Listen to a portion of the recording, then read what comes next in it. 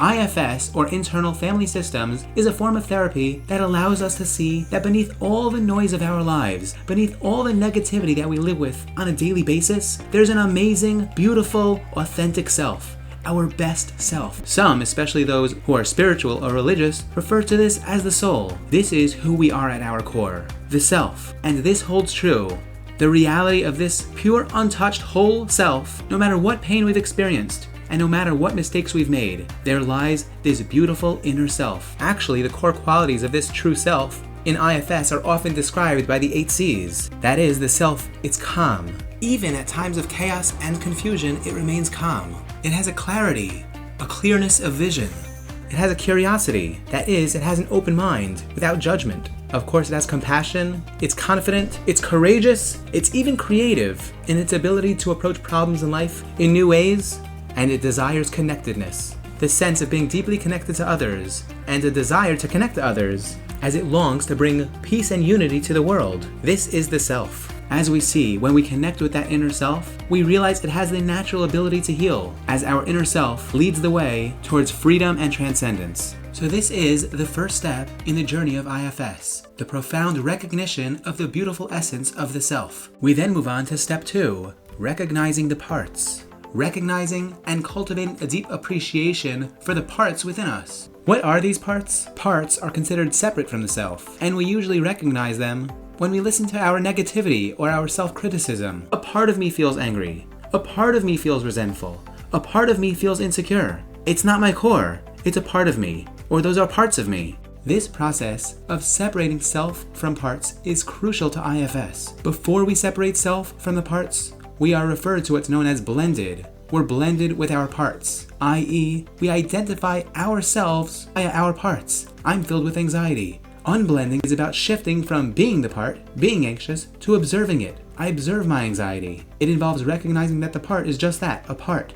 Actually, in IFS, there are 3 types of parts that we commonly encounter. The preventive parts. These are the parts of us that kind of put on a show, perhaps make us act like a people pleaser so that we're well liked. Or perhaps we act like a perfectionist. It takes on excessive responsibilities and goals to prove its worth and value, and to maintain control. These preventive parts are sometimes called managers because they manage our everyday activities, as they remain on guard to make sure that we feel safe. Then we have the extreme reactive parts. In IFS, they're sometimes known as firefighters because they numb or put out the fire of the pain, usually seen in people with extreme circumstances, as extreme circumstances often lead to extreme responses. These extreme reactive parts may involve overeating or binge-watching TV as a form of emotional numbing, or drinking alcohol to numb intense emotional pain, and in the very sad scenario, self-harm through cutting, burning, or other self-injurious actions as a means of regaining a sense of feeling. In the case of dissociation, the extreme reactive parts mentally check out or disconnect from reality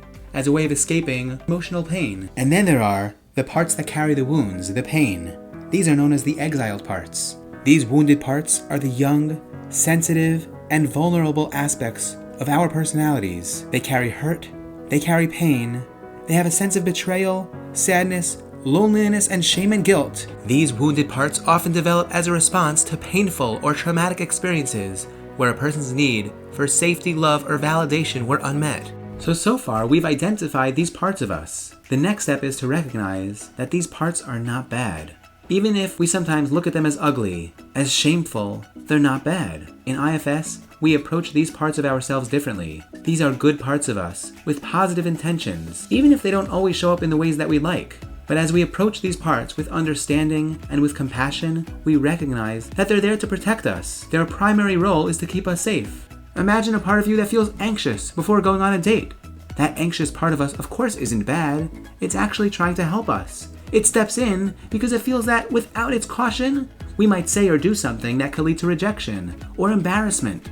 So it plays a protective role. Every part of us, no matter how it shows up, operates with a positive intention to protect us in the best way that it knows how, even if its methods can sometimes feel uncomfortable or unhelpful. It's coming from a good place. Even the parts of us that yell at our spouses, the part of us that binges, the part of us that engages in even self-harm, all of these parts are trying in their own way to protect us, to shield us from something they perceive as an even greater threat or hurt. So in IFS, instead of ignoring the part, feeling bad about it, shaming it, criticizing it, we take a different approach. We recognize that this part has been trying to help us all along. And so we begin to appreciate its role. And we have compassion for the burden that it's been carrying. I, myself, can ask that part of me, what are you trying to protect me from? I know you care about me, but I want to understand. By yelling, I want to understand. When we look at the part this way, the part finally feels validated. After so many years of being ignored, it finally feels heard. And it feels that you finally understand that it wasn't coming from a bad place all along.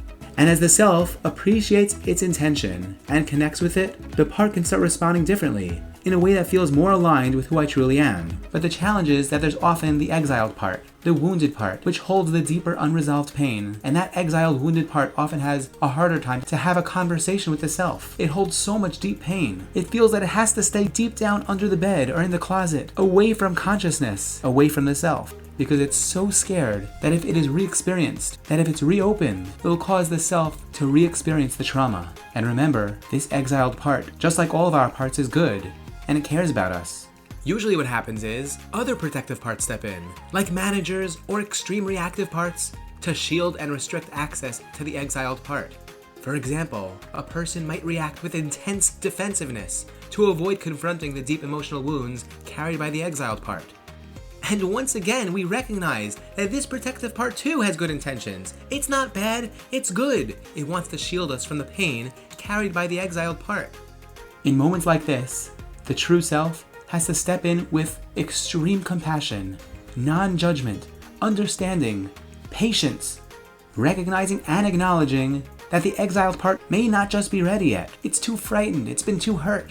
And the self's job is to reassure it, slowly and over time, that the exiled will not be judged if it comes out. The self has to reassure it, the exiled part, that self will be okay, as self is pure and untouched by that pain. Of course, at the same time, acknowledging that it appreciates the exile's role in protecting it from harm.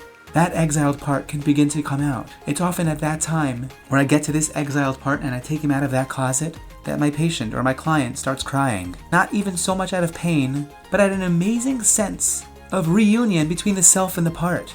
Almost like a mother finding her lost child after 20 years. The patient is overwhelmed with emotion. I didn't know that this exiled, wounded part of me was so good. And the part of me says, oh my goodness, I didn't know that you would have listened to me. And the person experiences an unbelievable, extreme sense of completeness. This is the ultimate goal of IFS, where a person develops that completeness, where the exiled part can come out, that wounded part can come out to be led by the self. And at the same time that the exiled, wounded part comes out of that closet and allows itself to be hugged by the self and led by the self, the managers, the protective parts that get angry, that act like perfectionists, that self-criticize can also step down.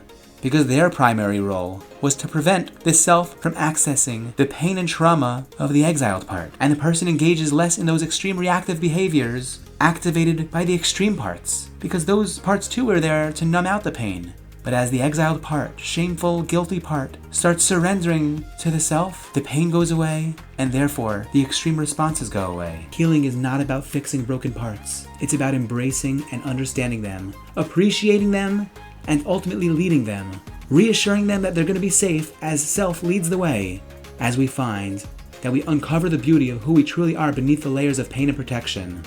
We are that pure, transcendent, divine self, and the parts of us surrender with pride to that divine self as we navigate life with a newfound clarity, connection, confidence, stepping into our full potential as the calm and loving leaders of our own lives.